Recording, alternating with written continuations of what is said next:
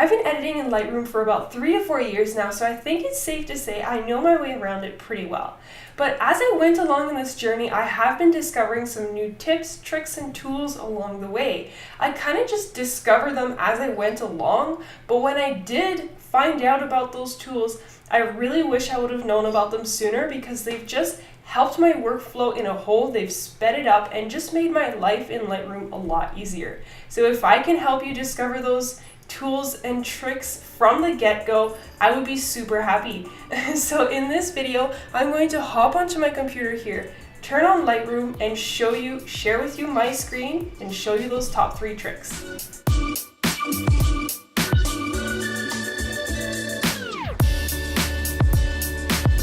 Welcome back. Quick little pause here before we hop into the content. I just want to make sure that you go ahead and you subscribe to my channel right away. I share great photography related videos here on this channel every Tuesday. So I share tips and tricks on how to grow your photography business and grow your photography skills. So I do not want you to miss another video so you can keep growing as a photographer. Okay, now the content. My very first tool is using snapshots. So snapshots in Lightroom will allow you to create different edited versions of a single photo without actually having to create duplicates of that photo. So here's what I mean. So what I used to do when I wasn't sure how I wanted to edit a certain photo, I would just come in here and then create however many different virtual copies I wanted of that same photo to have all my different edits on each, and then I would be able to view all of the different edits and choose which one I want and then go ahead and delete them. But yes, there is a better way. And that method is by using snapshots. So you see snapshots right here in this menu. If you don't see this, you can just right click anywhere on one of these titles and then select what panels you want open. Mine was like this for the longest time, so I didn't even know snapshots existed. So I'll just check that off and then it appears right back here.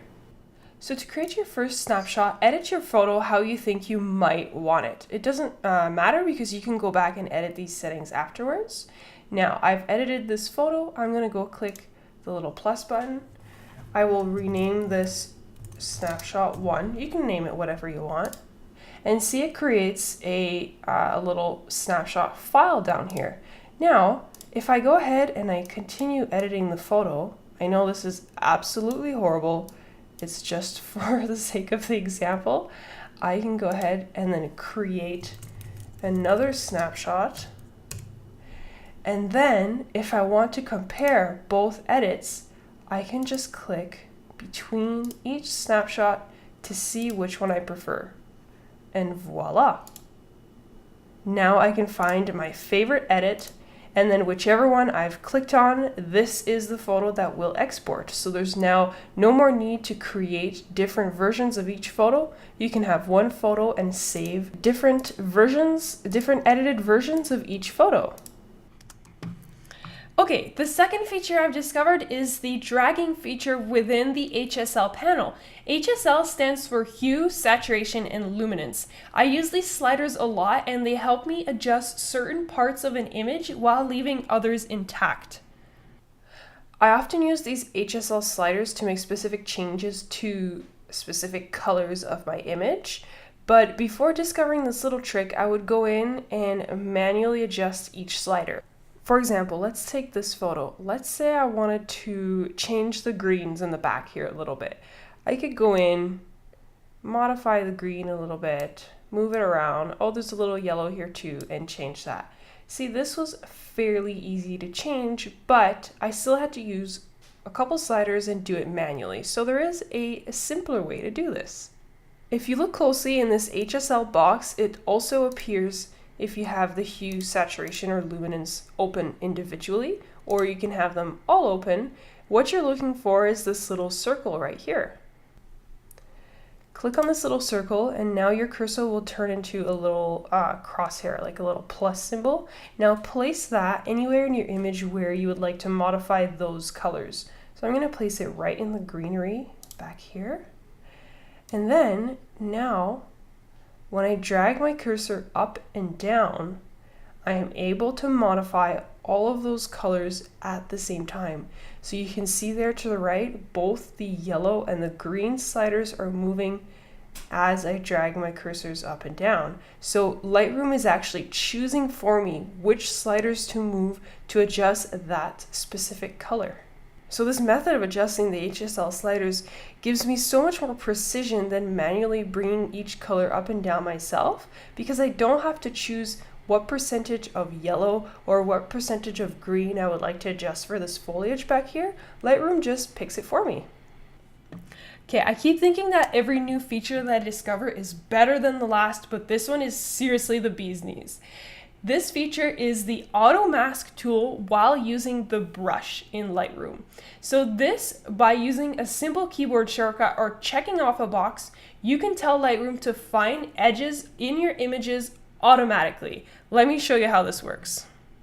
So when you're using the brush tool and you want to mask or paint certain areas of your image, it can be really time consuming to go in, kind of brush everything.